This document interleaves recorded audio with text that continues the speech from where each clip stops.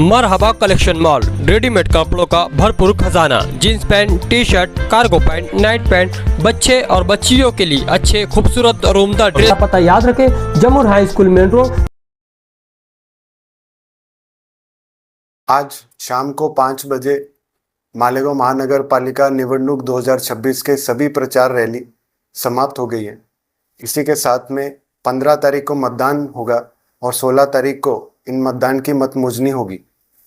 इसके अनुषंगाने हमने अपने वरिष्ठों से वाड़ी बंदोबस्त की डिमांड करी थी और हमको वो वाड़ी बंदोबस्त मिला है, जिसमें 10 डीवाईएसपी रैंक के ऑफिसर्स, 100 पीआई एपीआई रैंक के ऑफिसर्स और उनके साथ में 1168 अमलदार्स और साथ में 900 होमगार्ड्स, एसआरपी की कंपनी, आरसीपी की कंपनीज ये हमको प्राप्त हुई है।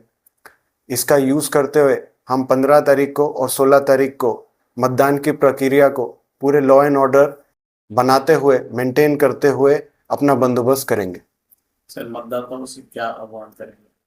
मेरा मालेगांव के सभी नागरिकों को यही आह्वान है कि अपने लीगल राइट मतदान को जरूर इस्तेमाल करें और मालेगांव के विकास के लिए अपना योगदान दें।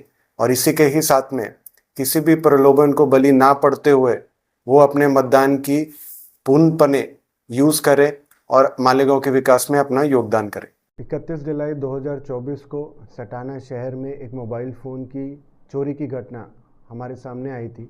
इस पे सटाना पुलिस स्टेशन में 623/2024 ऐसा गुना दाखिल हुआ था। इसके साथ में ही 10 जनवरी 2026 को एसएमई कार्गो कैरियर ऐसे एक दुकान में मोबाइल फ़ोन चोरी की घटना नासिक सिटी में हुई थी। इसकी तपास में नासिक ग्रामीण पुलिस दल के एलसीबी पथक ने 3 आरोपी निष्पन्न किए और उनसे 140 मोबाइल फ़ोन रिकवर किए, जिनकी मुद्देमाल की कीमत है 27,33,960 रुपये। सर, उनके नाम क्या?